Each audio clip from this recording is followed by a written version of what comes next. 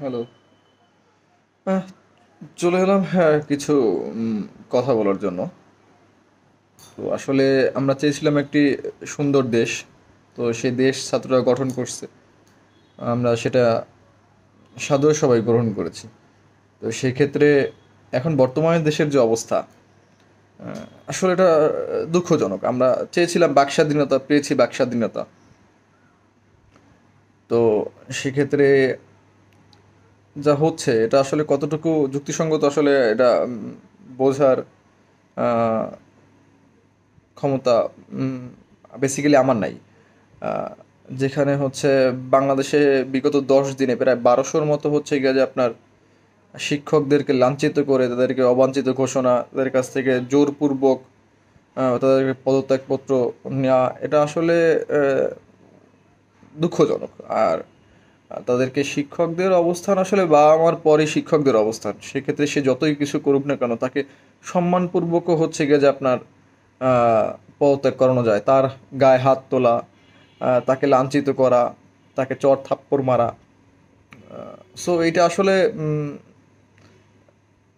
খুবই নিন্দনীয় একটা ব্যাপার। আর মেইন কথা হচ্ছে গিয়ে যে আপনার বেসিক্যালি কি, হিস্ট্রি রিপিটস ইটসেলফ। সো আজকে আপনার বাবা, আমার বাবা, বা বাবা মা যেখানে যে থাকুক না কেন, তারা শিক্ষকতা করেন বা করতে পারেন, তাদেরকে যদি হচ্ছে গিয়ে যে এরকমভাবে অপদস্থ করা হয়, হয়, লাঞ্ছিত করা হয়, ছাত্ররা টিচারদের গায়ে হাত তুলবে, এটা আসলেই হচ্ছে গিয়ে যে আপনার এর থেকে নিন্দনীয় ব্যাপার হতে পারে না। একটা সমাজের কাছে টিচার শিক্ষকতা খুবই একটা অন্য একটা অবস্থানে থাকে। সেক্ষেত্রে শিক্ষকদের উপর গায়ে হাত তোলা, তাদের উপরে চড়-থাপ্পড় মারা আহ, আসলে একটি সুষ্ঠু বা জাতি হিসাবে আসলে এটা মেনে নেওয়া সম্ভব না। সো ছাত্রদের বা সবাইকে একটা জিনিসই বলবো, যা হয়েছে ভালো হয়েছে। দেশের উন্নয়নের জন্য সব কিছু করা দরকার, দেশের জনসাধারণের স্বার্থে এগুলো ঠিকই আছে সব কিছু, কিন্তু টিচার বা শিক্ষক যারা, তাদেরকে এইভাবে লাঞ্ছিত না করাটাই আমি মনে করি যে উচিত। কারণ হচ্ছে টুডে অর টুমরো দেখা যাবে যে আপনিও কখনো কখনো হচ্ছে গিয়ে যে শিক্ষকতা করতে পারেন। হ্যাঁ, তখন যদি আপনার স্টুডেন্টরা আপনার গায়ে হাত তুলে, আপনার কেমন লাগবে আসলে? এটা একটু মাথায় রাখা উচিত প্রত্যেক স্টুডেন্টদেরই।